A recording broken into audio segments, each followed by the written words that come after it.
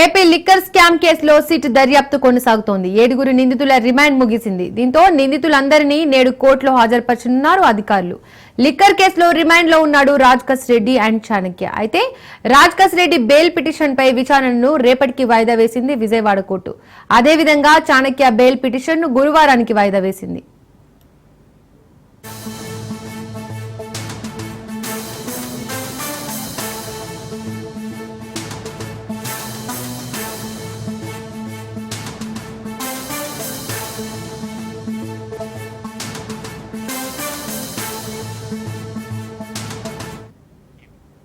AP liquor scam కేసులో SIT దర్యాప్తు కొనసాగుతోంది. 7 నిందితుల రిమాండ్ ముగిసింది. దీంతో నిందితులందరినీ నేడు కోర్టులో హాజరుపరచనున్నారు అధికారులు. లిక్కర్ కేసులో రిమాండ్ లో ఉన్నాడు రాజ్కస్ రెడ్డి అండ్ చాణక్య. అయితే రాజ్కస్ రెడ్డి బెయిల్ పిటిషన్ పై విచారణను రేపటికి వాయిదా వేసింది విజయవాడ కోర్టు. అదేవిధంగా చాణక్య బెయిల్ పిటిషన్ ను గురువారానికి వాయిదా వేసింది. ఇక ఇదే అంశానికి సంబంధించి మరింత సమాచారాన్ని మా ఏపీ బ్యూరో చీఫ్ క్రాంతి అందిస్తారు. క్రాంతి, స్ఫూర్తిగా ఆంధ్రప్రదేశ్ రాష్ట్రంలో సంచలనంగా మారిన లిక్కర్ స్కామ్ కేసు నిందితుల జ్యుడిషియల్ రిమాండ్ ఈఎంఎస్ తో ముగియనుంది. దీంతో పోలీసులు కస్టడీలో ఉన్న 7 నిందితులకి సంబంధించి జైలు అధికారులు ఈ రోజు కోర్టులో హాజరుపరిచే అవకాశం ఉంది. అయితే మరోసారి నిందితులకి కస్టడీ కూడా కోరే అవకాశం కూడా తెలుస్తుంది. ఎందుకంటే గతంలో ఏదైతే కస్టడీకి ఇచ్చారో నిందితులకు సంబంధించి కస్టడీలో సహకరించలేదు, ఎలాంటి సమాచారం అంటే పోలీసులు అడిగిన ప్రశ్నలకి ఏ రకమైన సహకారం అందించలేదు అనేది కూడా పోలీసులు కోర్టుకు తెలిపే అవకాశం ఉంది. దృష్టికి కూడా తీసుకొచ్చే అవకాశం ఉంది. ఇక వేల కోట్ల స్కామ్ జరిగినట్టు నిర్ధారణకు రాగా ఇప్పటికీ ఈ కేసులో ఈడీ కూడా జోక్యం చేసుకున్న పరిస్థితి అయితే ఉంది. ఈ క్రమంలోనే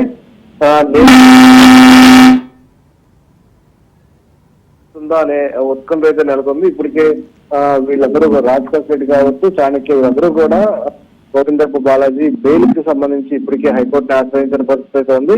మరోపక్క సుప్రీంకోర్టు కూడా ఆశ్రయించిన పరిస్థితి అయితే ఉంది. ఇక బెయిల్ వస్తుందనే కొత్త ఉత్కంఠగా నెలకొన్న పరిస్థితి అయితే ఉంది. ఈ లిక్కర్ స్కామ్ కేసులో 7 నిందితులు జ్యుడిషియల్ రిమాండ్ ని విజయవాడలోని ఏసీబీ కోర్టు మే 20న వారికి కస్టడీ జూన్ 3 వరకు కూడా పొడిగించిన పరిస్థితి ఉంది. ఈ రోజుతో ఆ కస్టడీ ముగుస్తున్న నేపథ్యంలో నిందితుల్లో రాజ్కస్ రెడ్డికి సంబంధించి అటు సజ్జల శ్రీధర్ రెడ్డి, చాణక్య, దిలీప్, బాలాజీ, గోవిందప్ప, కృష్ణమోహన్ రెడ్డి, ధనంజయ రెడ్డి 7 నిందితులుగా ఉన్నారు. అటు కోర్టు సిట్ కి సంబంధించిన కేసు దర్యాప్తు పురోగతిని తెలియజేయాలంటూ కూడా ఇప్పటికే ఆదేశించిన నేపథ్యంలో ఇందులో భాగంగా గత నెల 31న 4 కీలక నిందితులు అటు రాజ్కస్ రెడ్డి కావచ్చు, ధనంజయ రెడ్డి, కృష్ణమోహన్ రెడ్డి, గోవిందప్పల సంబంధించిన 2 రోజుల పాటు విచారించింది సిట్ బృందం.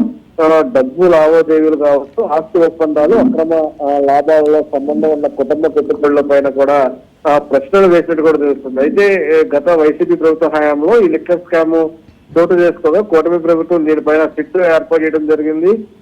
సిట్ ఏర్పాటు నుంచి ఈ కేసులో కొంత వైసీపీ పార్టీకి సంబంధించిన నేతలు కావచ్చు, వ్యాపారవేత్తల విచారణ అయితే ఎదుర్కొన్న పరిస్థితి ఉంది.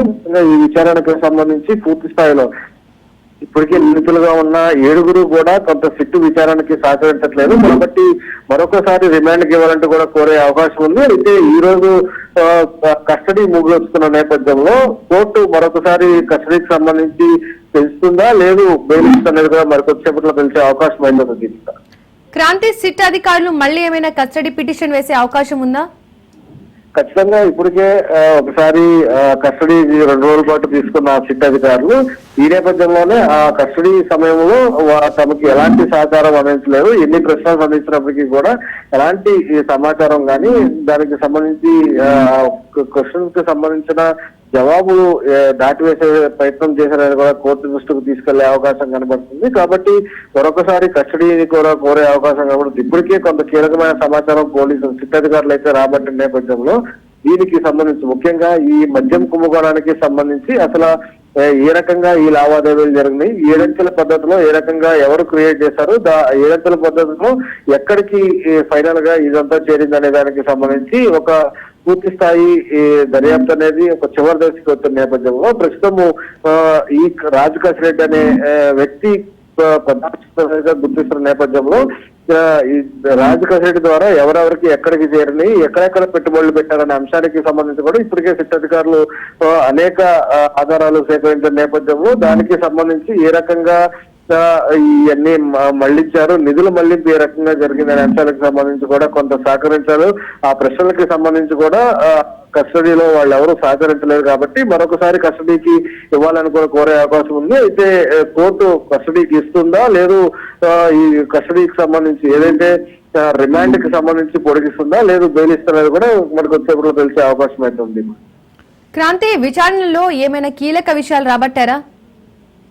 అయితే విచారణ సమయంలో ఇప్పటికే సిట్ అధికారులు అయితే దర్యాప్తు పూర్తి స్థాయిలో కొంత చివరి దశకి చేరుతుందని కూడా చెప్పుకోవచ్చు. దాంతో పాటు ఈ కేసులో ముఖ్యంగా ఈడీ కూడా ఇన్వాల్వ్మెంట్ అయింది, ఆర్థిక పరమైన విషయాలు కాబట్టి. దాంతో పాటు ఇప్పటికే ఈ కేసులో ఏడుగురు నిందితులకు సంబంధించి కూడా 2 రోజులు కస్టడీకి తీసుకున్న నలుగురిని కస్టడీకి తీసుకున్నప్పటికీ కూడా ముఖ్యంగా రాజకాశ్ రెడ్డి కావచ్చు, అటు సజ్జనశేఖర్ రెడ్డి కావచ్చు, గోవిందప్ప, ధనుంజయ రెడ్డి, ఇలా ముఖ్యమైన వాళ్ళందరినీ కూడా విచారణ అంటే రిమాండ్ కి తీసుకుని విచారించిన సమయంలో, కస్టడీకి తీసుకుని విచారించిన సమయంలో వారి దగ్గర నుంచి ఏ రకమైన సమాధానాలు రాలేదు. పొందన లేని సమాధానాలు అయితే కొన్ని చెప్పారనే దానికి సంబంధించి కూడా కొంత సమాచారం ఉంటుంది. ఈ నేపథ్యంలోనే మరొకసారి కూడా వారిని కస్టడీకి కోరే అవకాశం ఉంది. ఎందుకంటే ఇప్పటికే ఇది కొంత కీలకంగా ప్రభుత్వం, కూటమి ప్రభుత్వం కూడా ఈ మద్యం కుంభకోణం పైన ప్రత్యేకమైన దృష్టి సారించింది. దానిలో భాగంగానే ఇప్పటికే ఆ సిట్ అధికారులు అయితే ప్రత్యేకంగా ఈ అంశానికి సంబంధించి నిధుల మళ్లింపు అవ్వచ్చు, అసలు ఆ వ్యవస్థ ఏ రకంగా క్రియేట్ అయిందనే అంశాల మీద ఇప్పటికే పూర్తి స్థాయి దర్యాప్తు అయితే చేశారు.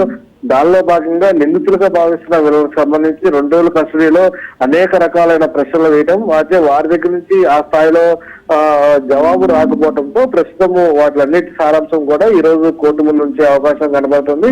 అయితే కోర్టు న్యాయస్థానం న్యాయమూర్తి ఏ రకంగా తీర్పు ఇవ్వబోతున్నారంటే దీనికి సంబంధించి ఈ రోజు మరొకసారి ఈ కస్టడీకి సంబంధించి కస్టడీ పోలీసులు కోరే నేపథ్యంలో కస్టడీకి ఇస్తారా లేదు ఒక రిమాండ్ పొడిగిస్తారా, ఈ రోజుతో రిమాండ్ కూడా ముగుస్తున్న నేపథ్యంలో దాంతో పాటు మరొక బెయిల్ పిటిషన్ పైన కూడా విచారణ అయితే ఉంది. దానికి సంబంధించి రేపటికి వాయిదా పడిన పరిస్థితి అయితే ఉంది. అయితే కస్టడీకి సంబంధించి కూడా పోలీసులు కోరే అవకాశం కనబడుతుంది. ఎందుకంటే పూర్తి స్థాయిలో ఇక్కడ కొంత గతంలో ఇచ్చిన కస్టడీ సమయంలో ఎలాంటి సహకారం దొరకలేదు కాబట్టి కొంత ఆర్థిక పరమైన విషయం కాబట్టి దీనిలో లోతైన దర్యాప్తు చేయాలి కాబట్టి మరొకసారి కస్టడీకి ఇవ్వాలని కూడా కోరే అవకాశం ఉంది. అయినప్పటికీ కూడా ఈ కేసుకు సంబంధించి పూర్తి స్థాయి దర్యాప్తు అయితే కొనసాగుతుంది. ఒక పక్క సిట్ బృందం దర్యాప్తు చేస్తుంటే మరో పక్క ఈడీ కూడా ప్రవేశించిన నేపథ్యంలో ఈడీకి సంబంధించి కూడా దర్యాప్తు కొనసాగుతున్న పరిస్థితి ఉంది.